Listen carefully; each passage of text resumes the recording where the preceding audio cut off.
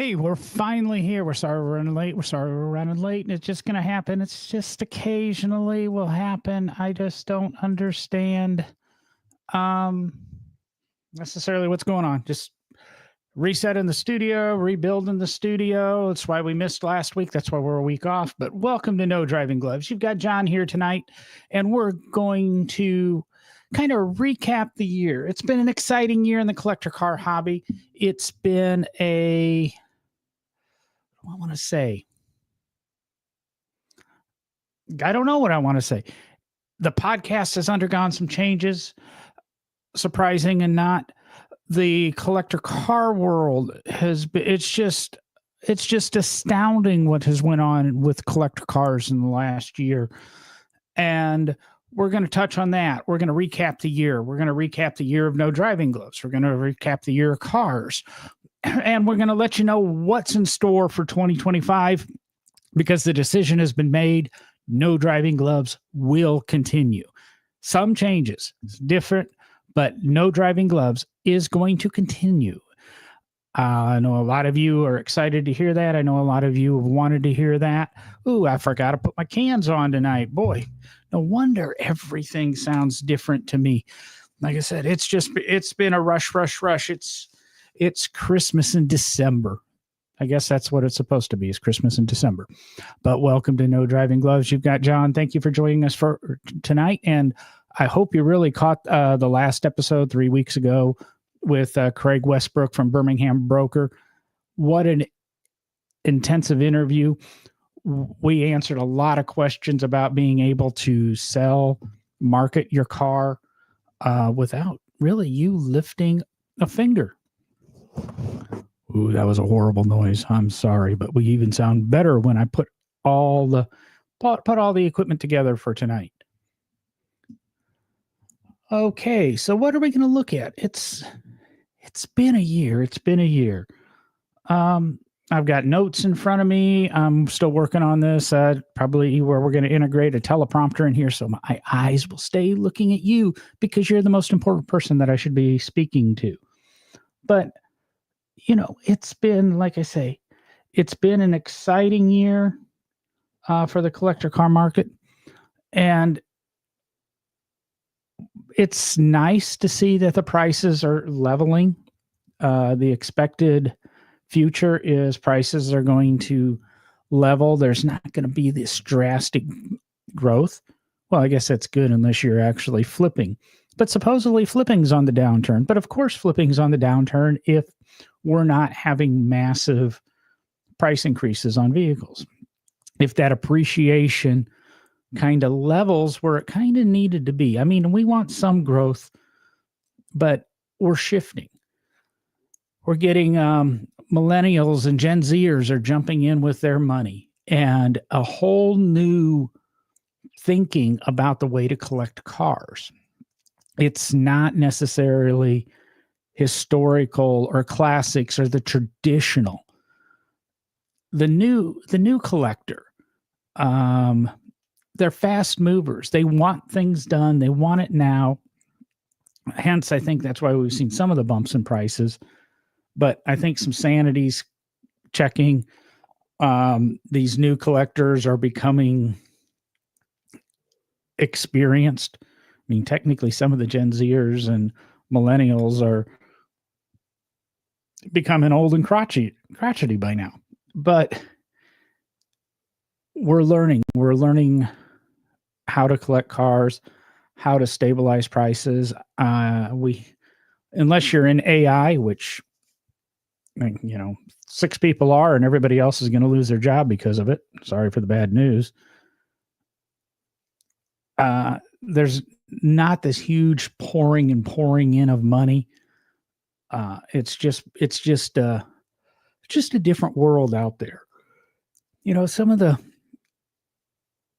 if you're a Duesenberg collector, if you're an Auburn collector, those cars have seen some depreciation, really. Maybe not as quick as sales. As a matter of fact, some of the cars, say 50s era pickups are even slowing down in the market because they're their 50s. Today's collector, the active ones buying, again, these millennials and Gen Zers, they want cars that not only that they remember from their youth and from their childhood and high school years and college years, they want cars that, I want to say, coddle them a little bit. They don't want to deal with manual chokes. They say they don't want to deal with manual transmissions until it really comes down to it. And, well, the wife really doesn't want to drive a manual. I have kids. Sometimes I want to eat and drink and talk on the cell phone. So, yeah, you want your power steering. You may or may not want your automatic transmission. You want power windows. You want modern amenities in your collectible vehicle. Yeah, I guess maybe you'll settle for some roll down windows, but you want to get out, start it, have your fuel injection. You don't want to, like I say, mess with chokes and warm up and idles and carburetor jets and all of those fun things that go with the traditional collector car. You want something that you can use. And that's another big thing. A lot of today's collectors are wanting cars that can be used and driven and enjoyed, not static works of art that we're putting up. Yes, there are static works of art that we do put up that have 4 tires on them, but those are low mileage examples. And it's kind of like the Beanie Baby eBay thing. Every Corvette has 12,000 miles on it and was garage kept. It's very rare it seems. I've got a buddy who claims he has the highest mileage C8 Corvette in the world. And I remember reading an article years ago about a guy who collected Ferraris, and he wanted to have the first Testarossa to 100,000 miles. And, there was some pride in driving these. Matter of fact, I saw a picture on Facebook the other day from the Chicago suburbs of some guy who had his McLaren F1 chassis number 001 out in the snow. Supposedly, may have been AI. I really didn't dive into it deep, but that's what the picture said. That's what the caption said. But that means we want to drive our cars. Yeah, Ferrari GTOs are cool. Yeah, they're 60, 70, 80 million dollars. But there's also a reason that the McLaren F1 with 100, 150 examples as opposed to 28 examples is knocking on the door of $30, $35 million, half the price of the Ferrari GTO. Part of it is you can use it. Yes, you're spending a couple $100,000 a year in maintenance on it, but you get to use it. You can do all of this stuff with it. And what I was saying about the Beanie Babies and that is, again, look at the number of GT3s, Porsche 911 STs, Koenigseggs, Zondas or Paganis, or with low miles. People buy them, they put them in their garage and never use them. So what's going to be the big deal about having a Ferrari with 1,000 miles when all of them have 1,000 miles? And that's just neglected maintenance and neglected use. Get out there, drive these things, enjoy them.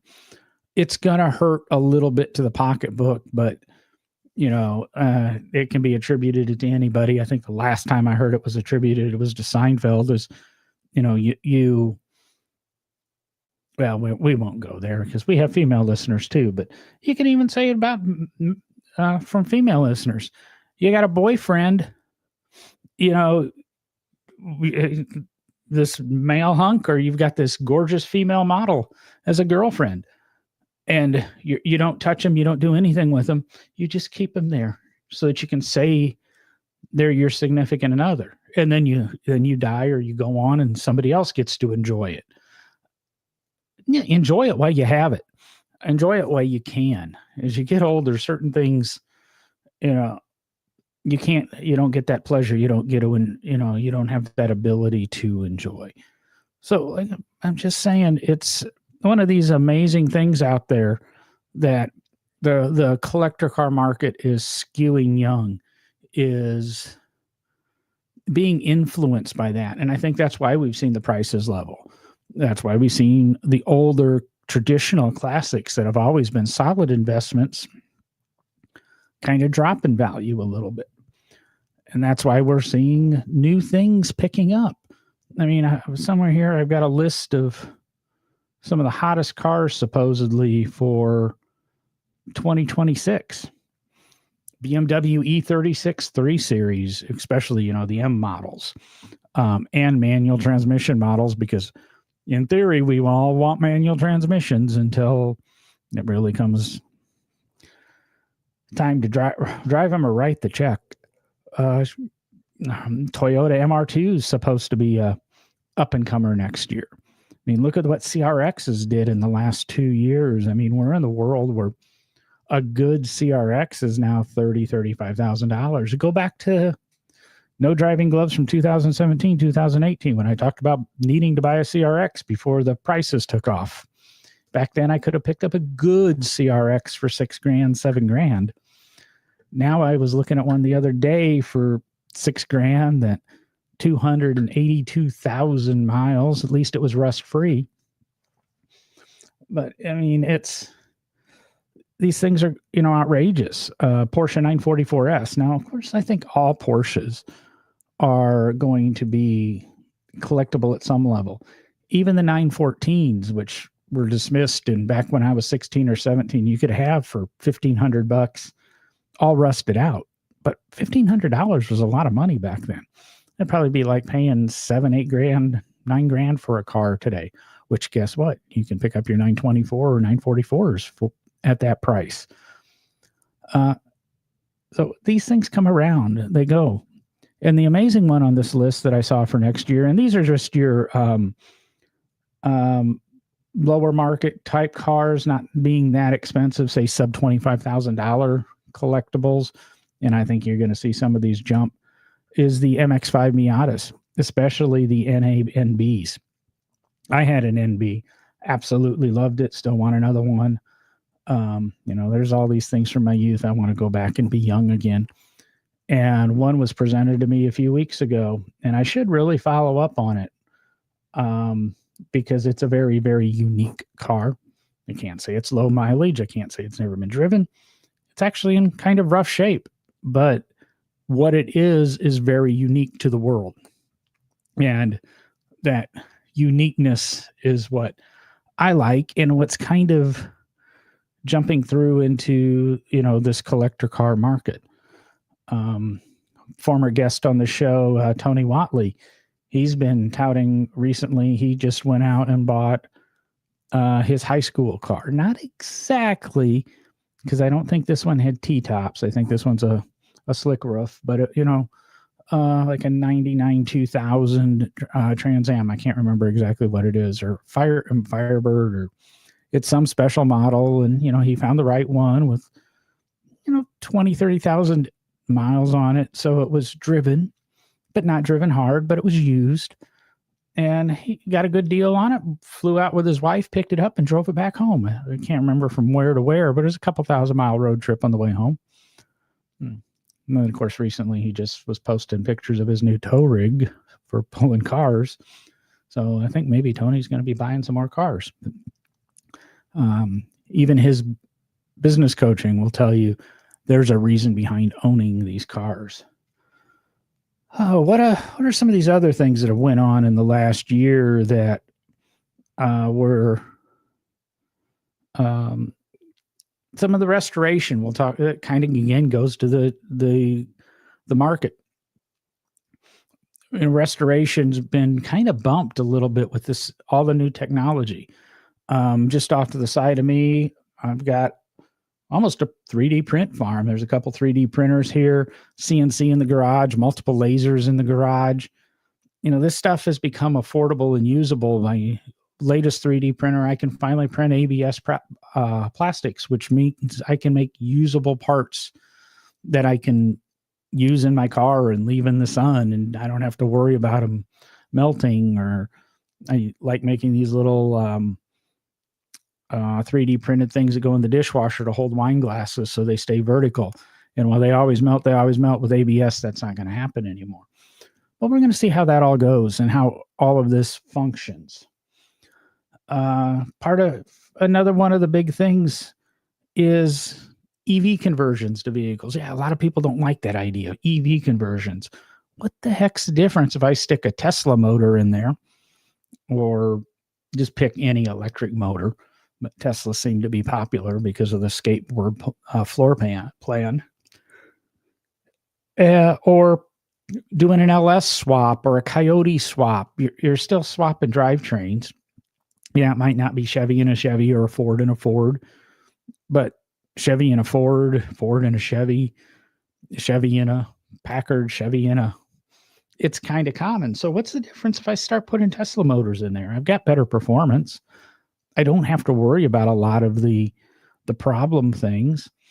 And you can get into one of the questions we were asking 25 years ago when I was in college. Was how are we going to keep these things running with computers and wires? And well, you put this electric drivetrain in, all of a sudden you've built a vehicle that you've eliminated all of that. And just basically you've got your nice classic car body. And that's what we like is, we enjoy the performance. And you gasoline lovers, ICE people will tout that, I got to have my gas motor. I got to have my manual transmission. But when it really comes down to it, electric's faster. It's quicker. You can't, what about range? Realistically, how many of us drive our collector cars more than 300 miles in one jaunt? Yeah, you might join a tour or I don't know. If it's usually more than that, you're going to stick it on a trailer anyway. So the range anxiety when it comes to a collector car, it just, again, it doesn't make sense. So let's just kind of consider where everything is and how all of this is going. And we can, that's a weird thing I just did. We can figure out, we can figure out all of this. But again, it's what 25 really started to ramp up. I mean, we experimented with it. And Will was talking years ago when he was on the show about doing an electric powered hot rod. And well, guess what? They're here. Another thing, 2026 is going to bring us 2001 cars are now eligible to be imported. 25-year rule keeps rolling on. And depending on where you live and where you want to register your car and stuff, opens up a whole new gambit of cars. And I think, at that age, we can bring in, first generation Lotus Elises. We can bring in more GTRs become available. Whatever. It's just the excitement as time goes on. You just can't, you just can't deny how, I want to say 2025 really, to me, seems like a big turning point where the older collectors are unfortunately dying out, getting out of the hobby, estate planning, and now the new generation's coming in, and I think they're making waves. We're over the price increases of COVID. We're out of that, craziness. The economy is stable. Things can change day to day. And depending what side of the political fence you're on, you may have a feeling, you may not. But things keep rolling. Things keep going. And you got to get up in the morning and do what you enjoy. Because one day you wake up and you look up and all you see are the roots of the grass. As long as you're getting up on the green side, enjoy it. Enjoy it while you are and while you can. So we've touched on the EV stuff. I got my notes on my iPad, and sometimes I just scroll way too far here. Like I said, we've had the generational shift in buyers. One of the new things that I've always thought about for years, and I've seen played with, and I don't know what happened though. I had the app for a while, and you could buy fractional ownership on an app of various cars. And I can't I want to say I was doing that at White Post 20 years ago. Or it was available to me, but I didn't quite trust it. But fractional ownership of cars is coming into play. Part of it is, again, as expensive as some of these collector cars are, and some of these collector cars are thought of as wine or art or watches, where they can be bought and put into an investment portfolio. But, to get into a $12 million Ferrari, not everybody's got $12 million, but 12 people might have $1 million apiece, and then they each own 1/12 of this car. And unfortunately, that means the car is not going to be used. It's going to be garaged or displayed, probably garaged and protected till the market hopefully increases on them. I mean, a couple of years ago, you could have guaranteed that with a Duesenberg, or you could have guaranteed that with an Auburn, or you could have guaranteed that with a Packard. Don't know if you can do that today. And I think Ferraris will always have some desirability. Porsches always will, especially 356s, because 356s are still usable. And they're still at a price point that they can be used. You're not going to get in your 1958 250 Testarossa and buzz around town in it, and it's $27 million price tag. But you'll hop in your $100,000 356 and pop around. Honestly, I think I heard Seinfeld took out his 550, $5-6 million car. And I mean, $5-6 million cars, people drive them. We have them here in Birmingham. We've got a guy here in Birmingham regularly will drive his Enzo, regularly drive his Ford GT. So these things get out, they get used. But like I said, the fractional ownership, it's something to watch and see if we actually can make it work and how it's done. I like all investments. I'm not an investment advisor.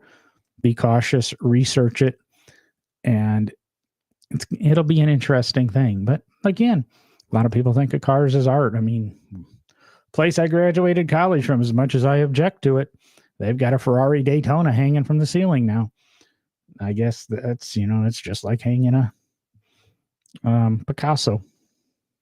But the Picasso is meant to be hung and looked at and enjoyed. That Ferrari was meant to be driven, looked at, and enjoyed.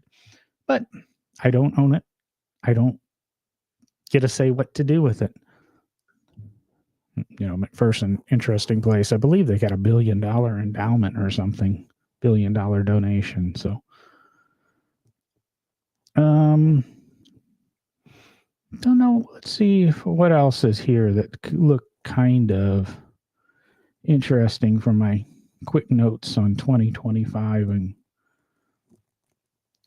collector car. But really, like I said, the last 12 months, we've just seen a lot of changes. We didn't talk a lot about it here on the podcast because I want to say, we had Derek and Dave joined us later, or late last year, early this year, tried to fill in that third host spot. And they very much focused on the cars that are no longer popular.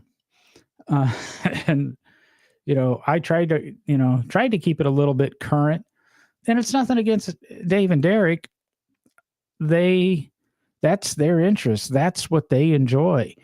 And we're all friends. We're still all friends behind the scenes.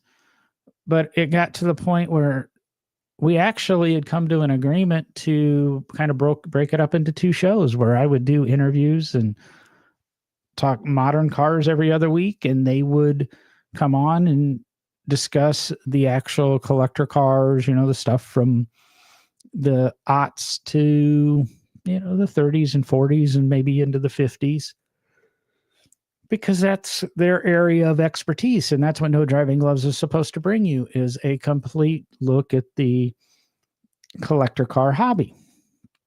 But as the year went on, basically, we had everybody here one week. We had a conversation about how the podcast should progress.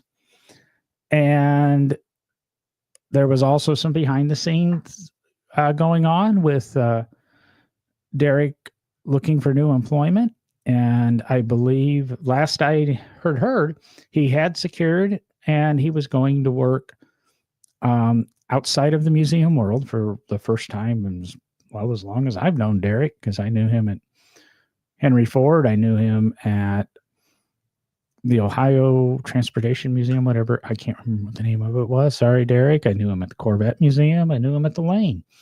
But he went to work for a private collection, and part of that private collection kind of required him to be private. And he had to exit the podcast because of that. And that's when I wasn't sure how I wanted to continue with the podcast. And we had a little bit of a pause to the show, which I apologize for. We've had that a couple of times over the years, but as life changes, and I really, really thought about ending No Driving Gloves. It becomes work. It's not the dynamic that Derek, Will, and I had back in 2017 to 2022 when we did the show. When Will stepped away, we lost a little bit of the show. And when Derek stepped away, we lost a little bit more. And we could just, we tried various co-hosts and nobody could make that dynamic work. And the history behind the name No Driving Gloves, it's a domain that I bought back in 2008, 2009, roughly, to create a blog about a gloves-off approach to the automotive hobby. We say the collector car hobby on No Driving Gloves, but that's what No Driving Gloves is going to go to. It's going to be a little bit of a gloves-off approach to the automotive hobby. It's going to be solo with me for a lot of it. I will bring in guests. I will bring in co-hosts for certain episodes. I want to either discuss things with you as I see them, which sometimes I get in trouble for it. I really have this idea for another podcast, but I gotta have FU money, if you know what that is, before I do it, because I will never get another job working for anybody else. We never really could do that with No Driving Gloves, because I worked in the automotive industry when we started. Will had a public persona, even though he owned his own business, that he had to, watch out for. And Derek worked for indirectly General Motors. So he had to be careful about what he said too. Well, I don't work in the automotive hobby or establishment anymore. I'm considering some opportunities to maybe re-enter. But we're going to be, I'm going to tell you kind of my opinions and what I see happening to the automotive hobby, whether it be collector cars, new vehicles, electric, whatever else is going on. I think some of the stuff that's happening is wonderful. We will, as the months go on, discuss this thing Trump recently did. Oop, I said the T word. But that the Kai cars are available, the key cars or whatever, the itty bitty things are now available, can be sold in the US or something to that extent. I really haven't read too much into it. And by reducing the emissions and all of all of these other things to hopefully bring down the price of cars. I don't care. That isn't going to happen because the manufacturers don't know what the next administration is going to be, whether it's going to be Ivanka or be Hillary or, insert whatever. We're not sure. I can't think of who the Democratic front runner is for the next one, but we're going to, discuss things like that. We're going to discuss what we think of full self-driving. What is that called? FSD from Tesla. We're going to discuss, we'll discuss these things and I'll give you opinions on them. One of the topics that I really thought about for tonight's show, but I just go, wait, this is going to be the year-end wrap-up. This will be the last show we do for 2025. We'll be back and we'll join you in January on a Thursday night. I don't have the date in front of me. I do have this thing called a computer in front of me, and I imagine they're on it. It will be January 8th is when our next episode will be. And we will return to a weekly schedule, hopefully. But we'll get into that in a little bit. But that's what No Driving Gloves is supposed to be. It's supposed to be a gloves-off approach to the automotive industry. And like I said, that was going to be a blog I was going to write. I was going to pick the stories and that I objected to, or I felt, let's talk about the unsaid things that we can't say because we're journalists and we get cars from the manufacturer. So we can't say this about the manufacturers, or we can't say this. I don't get cars. I live in Alabama. Nobody's going to give me a press car. Nobody's going to give me a car to review. Well, I'm going to say what I, honestly feel is correct. Again, these are thoughts of No Driving Gloves. And carefully said so that hopefully there's no lawyers getting involved too much. But we're going to go that way. We hope, I guess there's no more we, it's me. I hope that maybe we can get Will on and catch up with Will. I mean, he's got tons of things going on. His social media's off the hook. He's winning awards like crazy.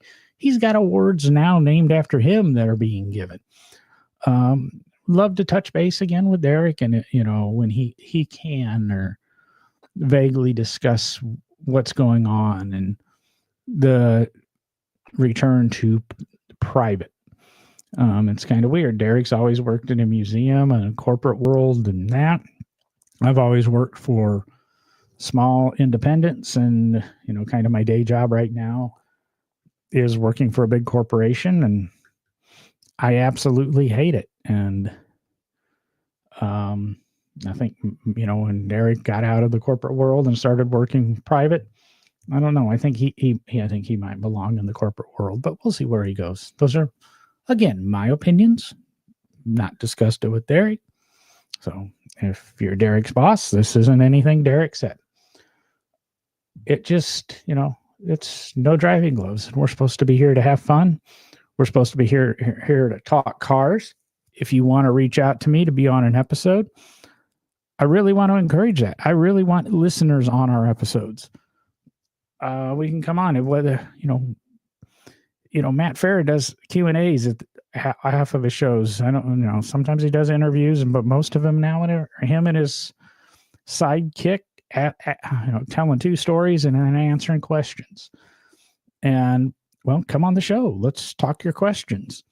If I don't know the answer, I'll hem and haw and we'll figure out something there. But where are we at in this this little thing here? I don't want to keep talking in circles.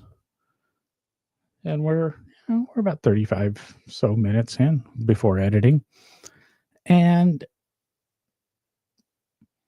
the way No Driving Gloves, I'm going to just go ahead and fill you in exactly on how I see No Driving Gloves continuing into next year, and things may slightly alter. Maybe somebody will show up and be a great co-host, but I had some ideas for co-hosts, and the more I considered it, the more I looked at it, it's going to be that they have to play to appease somebody. And I don't necessarily want to appease people. We just want to see what's going to go on and what's going to happen. And that's kind of the way it rolls. So let me quit babbling. Let me just make it clear. No Driving Gloves will return on January 8th. It will still have a video on YouTube on Thursday evenings at 9 o'clock. It may or may not be live stream. I will still do some live streams, but I also, as part of making my schedule work a little bit better and to give you a consistent product, some things will be pre-recorded and presented to you. We will do interviews, and the interviews will probably be pre-recorded because not everybody can be up at this hour. We're dealing with people on the East Coast. This puts them on the, 10 o'clock, 11 o'clock at night. And then dealing on the West Coast, it puts them at 7. That's for dinner time for them. So let's, we'll see how that all goes. But weekly may or may not be live streamed. You'll find out. YouTube. And remember, No Driving Gloves has never been designed to be a video podcast. We do a video component because you asked for it, and some of our listeners enjoy on YouTube. We get a great many more listeners who enjoy the audio-only podcast, which will continue hopefully once we're to this Thursday. The audio-only podcast should release on Friday mornings, especially for the pre-recorded episodes. The live ones might be slightly different, but you should be able to, no later than a Monday, have a No Driving Gloves. We're going to work, like I said, really hard to have the video podcast go out on Thursday evenings and the audio podcast be on your podcast player at 6 a.m. on 6 a.m. Eastern time in the U.S. We actually have foreign listeners.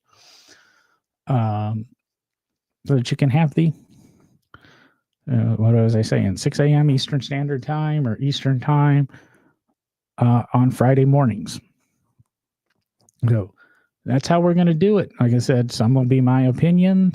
Some will be interviews. Some will be just a couple of guys kicking around, having a beer, chatting about cars, which is what No Driving Gloves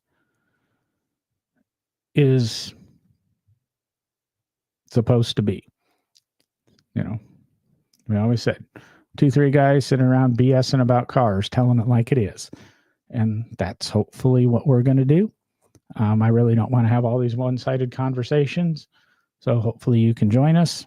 Hopefully you'll respond. You get on ask to be on the show or send us comments. And we'll see where we go. But that will do it for 2025. So happy Festivus. Happy Hanukkah. Enjoy Kwanzaa. I don't know if you have a happy Kwanzaa or whatever your chosen holiday is. It's a holiday season.